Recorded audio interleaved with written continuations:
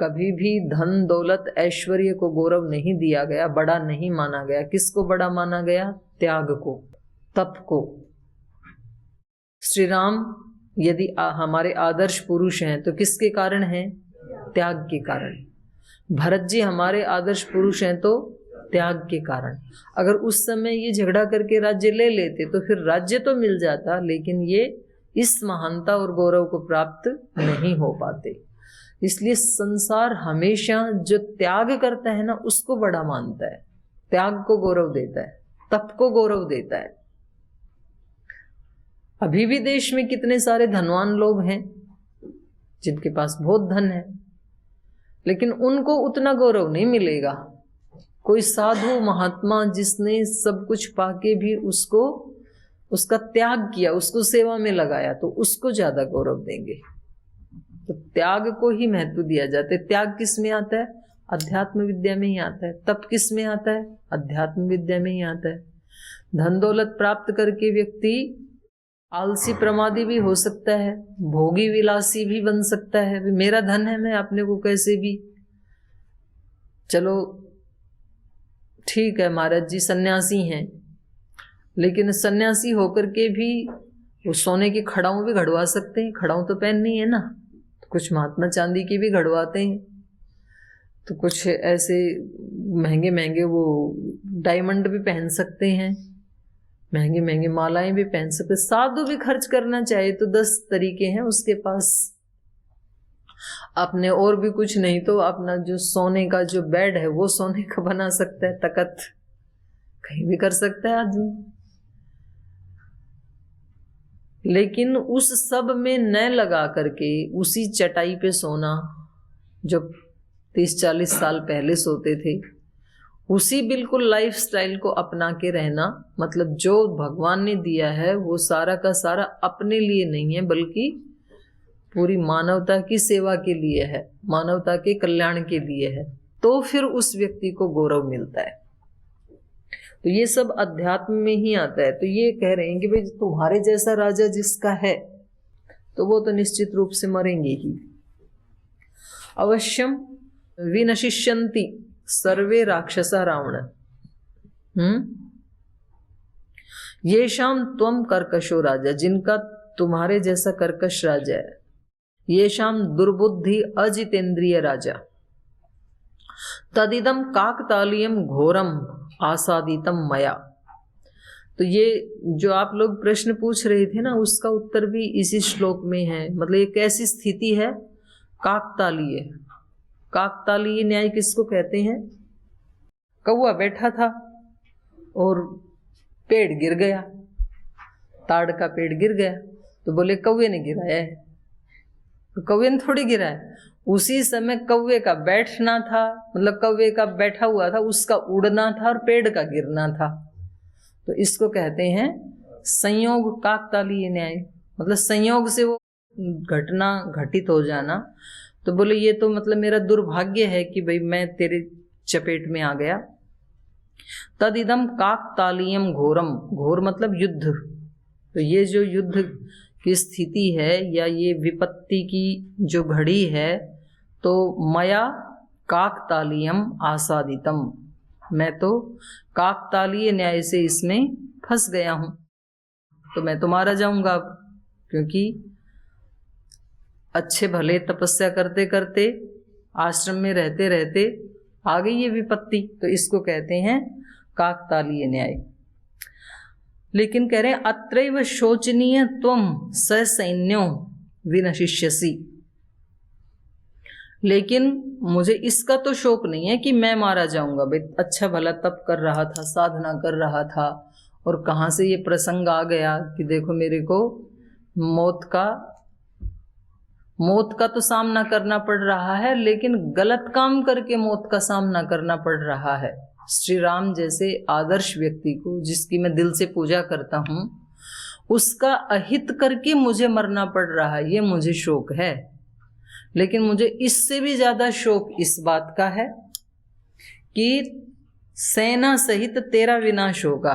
त्वम ससैन्यो विनशिष्यसि, आप तेरा भी विनाश होने ही वाला है। तो देखो इतना कठोर बोलना ये कोई साधक ही कर सकता है। मतलब ये अभयम सत्व संशुद्धि जो है ना, ये अभयता या निर्भयता किसी आत्मशक्ति वाले व्यक्ति में ही आ सकती है, नहीं तो व्यक्ति बोल नहीं पाता है। बहुत सारे लोगों को अच्छी बातों का पता तो है, लेकिन ना तो वो उसका प्रचार प्रसार करते हैं और ना तो वो कोई दूसरा कर रहा हो उसका सहयोग करना चाहते हैं। वो उसमें ना वो हो जाते हैं, एक उपेक्षा बुद्धि रख लेते हैं, न्यूट्रल हो जाते हैं, भाई हम इनका विरोध भी नहीं करेंगे, सपोर्ट भी नहीं करेंगे। तो इसलिए फिर अच्छी चीजें आगे नहीं बढ़ पाती हैं। तो महाराज जी बोलते हैं देश की हानि दुष्टों की दुष्टता से नहीं हो रही, सज्जन व्यक्तियों की उदासीनता से हो रही है। माम निहत्यतु रामश्च न चिरात् त्वाम वधिष्यति। बोले एक बात और बता रहा हूं आपको, माम निहत्यतु रामश्च, राम मुझे मार करके, मुझे तो मारेगा, मुझे पता ही है, क्योंकि वो पहचान लेंगे कि ऐसा हिरण तो कोई होता नहीं है, जरूर तो ये कोई राक्षस है। लेकिन माम निहत्यतु रामश्च न चिरात्, बहुत जल्दी, देर नहीं करेंगे। न चिरात् मतलब अतिशीघ्र, त्वाम वधिष्यति, बहुत जल्दी तुझे भी मार देंगे, मुझे तो मरना ही है लेकिन बचेगा तू भी नहीं। अनेना कृतकृत्योस्मि म्रिये यद अरिणा हत, लेकिन इस मौत में भी कम से कम मैं इतनी कृतकृत्यता मान रहा हूँ, इतना अपना सौभाग्य समझ रहा हूँ कि जो मैं तेरे हाथ से नहीं मर रहा। यत अरिणा हत म्रिये, जो कि अब राक्षस कुल का शत्रु होने ही वाला है राम, तो उनके हाथ से मारा जाऊंगा, ये मेरे लिए धन्यता है। कृतकृत्योस्मि, इसमें नीचे इन्होंने टिप्पणी दी है हनुमान नाटक की। रामादपि च मर्तव्यम मर्तव्यम रावणादपि, उभयोर यदि मर्तव्यम रामो न रावणा, यदि दोनों से मरना ही है तो राम से ही मरूंगा, न रावण है, कम से कम इस असुर से तो ना मरूं। क्योंकि अगर ये इस काम के लिए मना भी कर देते तो भी इनको मरना तो था ही, और सीता का हरण भी होना ही था, क्योंकि रावण निश्चय कर चुका है। तो भाई मरना ही है तो कम से कम एक चांस तो ना खोऊं, राम के हाथों तो मरूं। तो ऐसे बोलते हैं ना वो कि भाई अगर ऐसी स्थिति आ गई कि आपको गोबर ही खाना है तो गाय का खाओ, गधे का क्यों खाओ, हाथी का खाओ। ऐसी कहावत है कि भाई जब फंसी गए हो तो भी उसमें जिसमें गौरव है वो काम करो। ये कह रहे मरना ही है तो श्री राम के हाथ से मरेंगे। फिर दर्शनादेव रामस्य हतम माम उपधारय आत्मानं च हतम विद्धि हृत्वा सीतां स बांधवम। रामस्य दर्शनाद एव माम हतम उपधारय, राम का दर्शन करते ही माम हतम उपधारे, मुझे तो मरा हुआ ही समझो। क्योंकि राम का दर्शन होते ही राम पहचान जाएंगे मेरे को, क्योंकि राम तो राम है और वो मुझे मार देंगे, इसलिए उनके सामने जाते ही माम हतम उपधारे, मुझे तो मरा हुआ ही समझो। लेकिन आत्मानं च हतम विद्धि, तो अपने आप को भी मरा हुआ ही मान ले, अभी से ही मान ले। आत्मानं च हतम विद्धि हत्वा स बांधवम सीताम, हृत्वा स बांधवम सीताम, बंधु सहित सीता माता का हरण करके तू स बांधवम आत्मानं च हतम विद्धि, अपने भाई बंधुओं सहित अपने आप को भी मरा हुआ ही मान ले, मरेगा जरूर तो भी। लेकिन आदमी की जब बुद्धि भ्रष्ट होती है ना, तो देखो ये कितनी भी निर्भयता से बिल्कुल सटीक बातें कह रहा है, लेकिन समझ में नहीं आती हैं। समय को भरोसो कोनी कब पलटी मार जावे, महाराज जी कह रहे कल सुनाएंगे, मतलब तो पूजा ने तैयार किया होगा, आपने तैयार किया। तो भाई समय का भरोसा नहीं है, सब समय कब किधर पलटी मार जाए। कल तक जो तपस्वी था बेचारा अपनी तपस्या में लगा था, अब आज उसको बेमौत मरना पड़ रहा है। कल तक जो अपनी लंका में आराम से अपना राजकाज में तल्लीन था, आज वो सीता का हरण करके एक बहुत बड़ी आपत्ति में पहुंच गए हैं। कल या आज जिसका राज्याभिषेक होना था उसको वन में जाना पड़ रहा है। तो ये समय का भरोसा नहीं है, कब बलवान से बलवान व्यक्ति किसी बिल्कुल सामान्य व्यक्ति के सामने गिड़गिड़ाने लग जाए, तो ये कुछ नहीं पता है। समय भी बहुत बलवान शक्ति है। तो यदि आप सीता माता का आहरण करना चाहते हो तो बंधुओं सहित, भाई बंधुओं सहित आत्मानं च हतम विद्धि, अपने आप को भी आप मरा हुआ ही समझो। आनयिष्यसि चेत सीताम आश्रमात् सहितो मया, नैव त्वम असि नाहम नैव च लंका न राक्षसः। तो बिल्कुल इसको चेतावनी देने में तो कसर नहीं छोड़ी मारीच ने।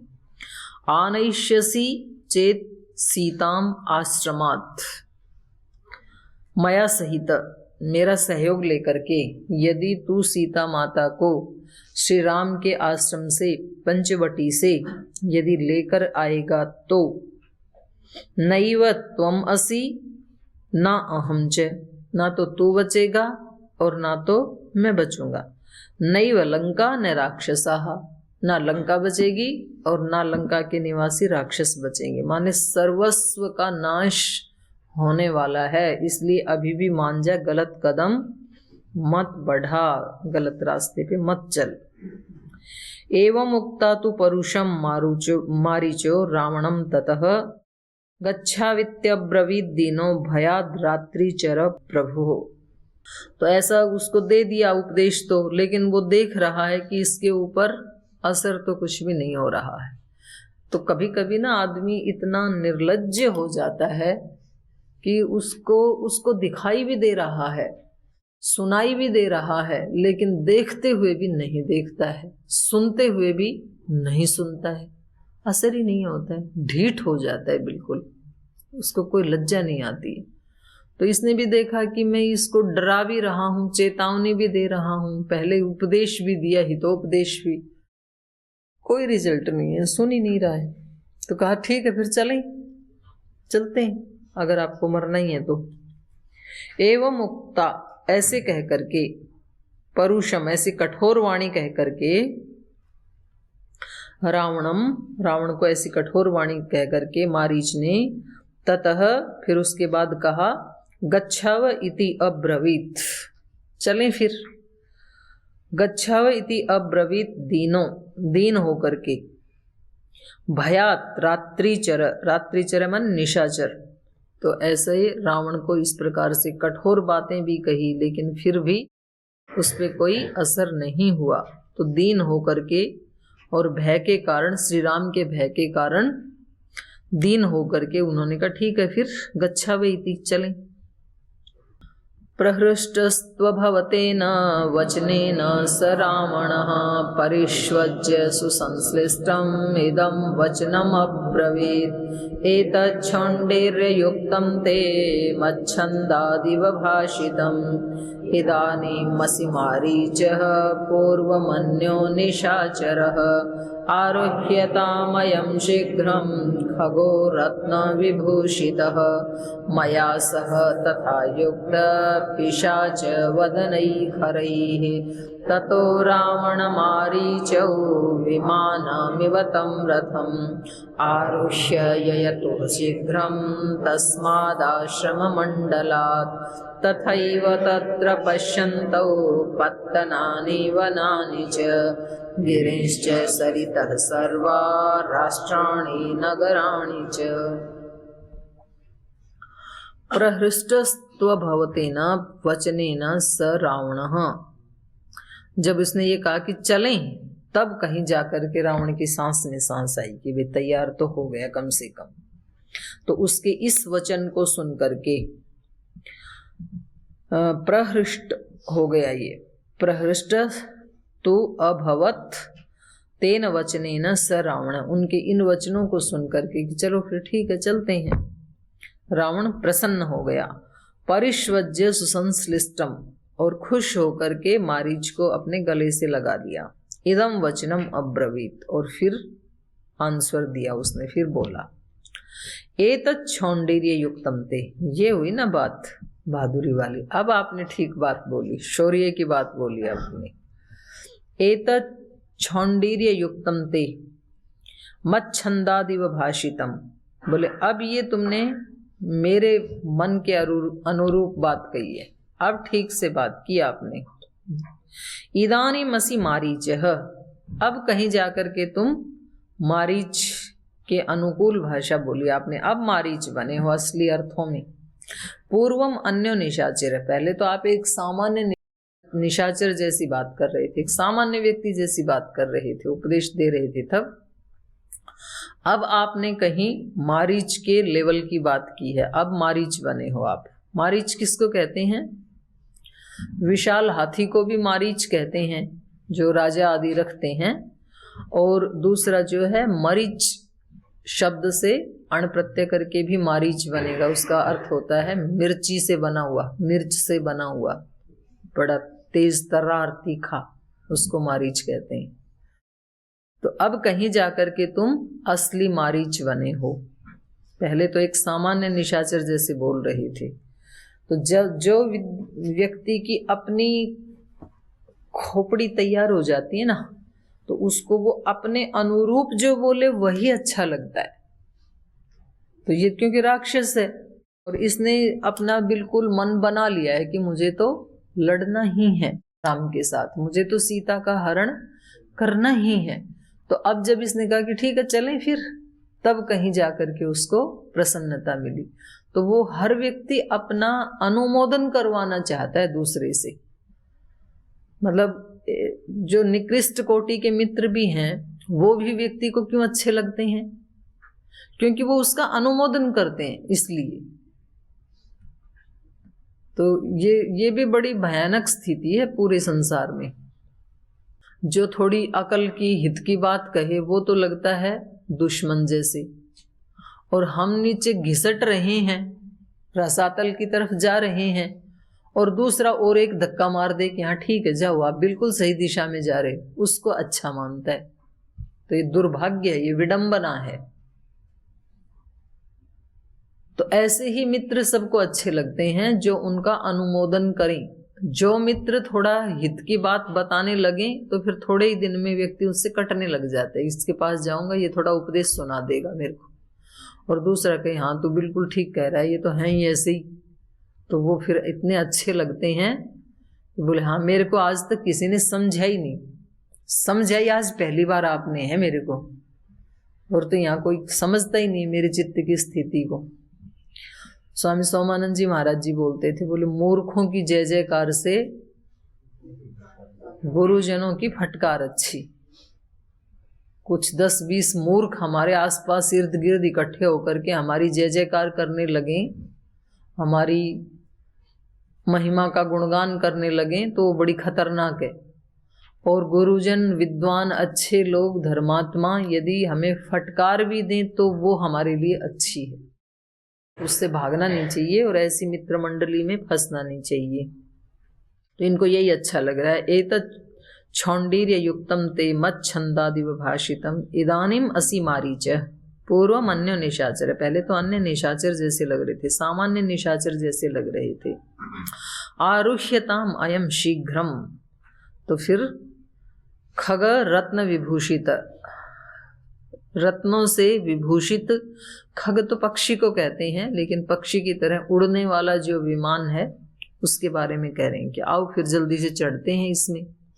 तो इससे ये तो पता लगता है कि उस समय भी टेक्नोलॉजी तो बहुत ऊंची थी, क्योंकि रावण के पास क्या है, ये पुष्पक विमान है। मतलब ये ऐसा विमान है जिसकी आज तक आजकल वो कर रहे हैं बनाने की कोशिश। वो जमीन पे गाड़ी की तरह भी चल सकता है और आकाश में फ्लाइट की तरह भी उड़ सकता है, ऐसा है ये पुष्पक विमान इनका।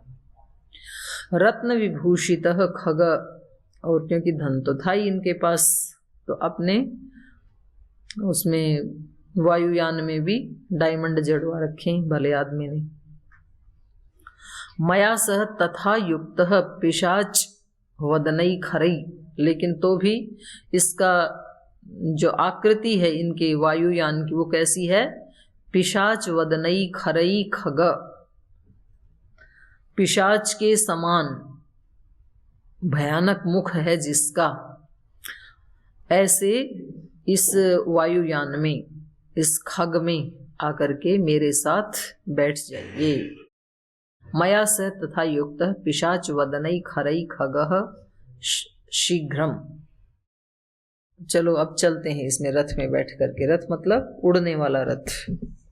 ततो रावण मारीचौ विमानम इवतम रथम आरुष्य ययतु शीघ्रम तस्मादाश्रम मंडलात्।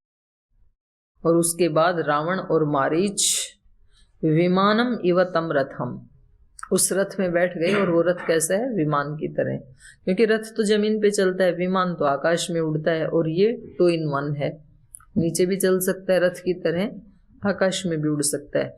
तो आज का जो विमान है उससे भी बड़ी टेक्नोलॉजी है ये, क्योंकि उसमें तो सब कुछ बंद कर देते हैं विमान में, तो खिड़की दरवाजे।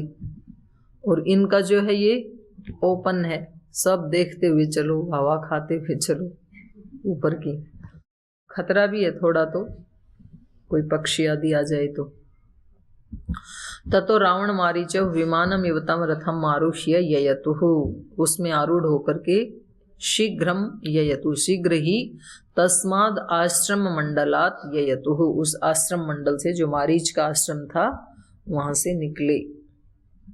तथैव तत्र पश्यन्तौ पत्ततानि वनानि च, और वहां से निकल करके कहाँ आए? पंचवटी में। इनका आश्रम कहाँ था? लंका के आसपास था कहीं, तो वहां से उड़ करके नासिक तक आए। तो रास्ते में फिर बहुत सारे इनको पत्तनानी, पत्तन कहते हैं शहर को। कबीर जी का दोहा है ना, कबीरा नौबत आपनी दिन 10 लेहूं बजाए, यह पुर पत्तन यह गली बहुरी ना देखूं आए। ये सब का अपना अपना अपना कर्तव्य है। ये नौबत, ये बाजा बजाना है 10 दिन का, तो भाई बजा लो अच्छे से ही, क्योंकि उसके बाद ना तो ये शहर मिलेगा, ना ये गलियां मिलेंगी, ना ये पुर, ना पत्तन, ना गली फिर दोबारा देखने को नहीं मिलेंगी। एक बार मर गई तो थोड़े दिन के लिए, ये हमेशा सदा सदा के लिए थोड़े ना पतंजलि योग पीठ मिला हुआ है, लिमिटेड टाइम के लिए है। और वो लिमिट कितनी छोटी है या कितनी बड़ी है वो भी किसी को नहीं पता। ऐसा नहीं है कि 100 साल की तो है ही जी कम से कम रजिस्ट्री, ऐसा भी नहीं है, 100 सेकंड का भी नहीं पता है। तथैव तत्र पश्यन्तौ पत्तनानि वनानि च, तो उस रथ में बैठ करके, वायुयान में बैठ करके उन्होंने वनों को देखा, नगरों को देखा, गिरीश्च सरितः, पर्वतों को देखा, नदियों को देखा, सर्व राष्ट्राणि नगराणि च, और बीच वहां से यहाँ तक आने में जो भी राष्ट्र, नगर, गांव जो भी मिले उन सबको उसमें बैठ करके देखा। समेत्य दंडकारण्यम राघवस्याश्रमं ततः ददर्श सह मारीचो रावणो राक्षसाधिपः अवतीर्य रथात् तस्मात् ततः काञ्चनभूषणात् हस्ते गृहीत्वा मारीचं रावणो वाक्यम् अब्रवीत् एतदाश्रमपदं दृश्यते कदलीवृतम् एतद् रामाम् आश्रमपदं दृश्यते कदलीवृतं क्रियतां तत्सखे शीघ्रं यदर्थं वयमागताः। स रावणवच श्रुत्वा मारीचो राक्षसस्तदा मृगो भूत्वाश्रमद्वारे रामस्य विचचारः। दंडकारण्यम समेत्य, उस दंडकारण्य में पहुंच करके राघवस्य आश्रमम ततः, पहले दंडकारण्य में पहुंचे, फिर राघव के आश्रम में पहुंचे। ददर्श सह मारीच रावण राक्षसाधिपः, और रावण ने, जो राक्षसों का अधिपति है, उस दंडकारण्य में आकर के राघव के आश्रम को ददर्श, मारीच सहित रावण ने उस आश्रम को देखा। तो आश्रम में पहुंच गए हैं, श्री राम के आश्रम के बाहर पहुंच गया है इनका, दोनों भाइयों का दल। अब आगे क्या घटित होता है ये कल पढ़ेंगे, आज यहीं विराम लेते हैं। ओम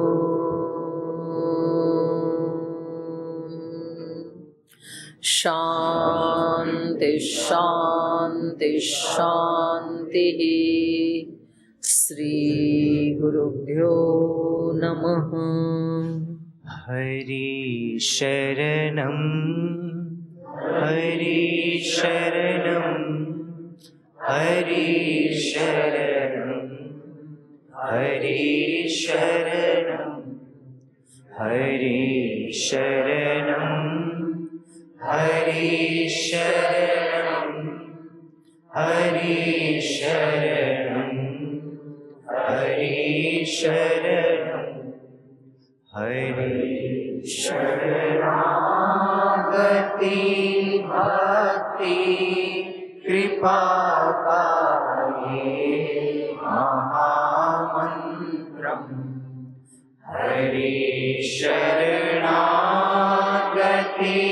भक्ति कृपा पाये महामन्त्रम्। न भूले हम हरि शरणं हरि शरणं हरि शरणं हरि शरणं हरि शरणं हरि शरणं।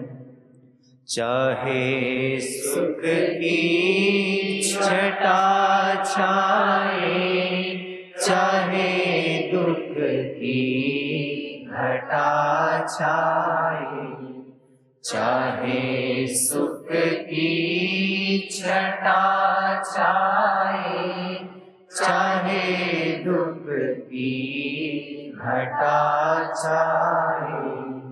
खुशी हो या हजारों गम हरि शरणं हरि शरणं हरि शरणागति भक्ति कृपा पाये महामन्त्रम्। ये हम न भूले तुम हरि शरणं हरि शरणं हरि शरणं हरि शरणं हरि शरणं हरि शरणं हरि शरणं हरि शरणं हरि शरणं हरि शरणं। ओम श्री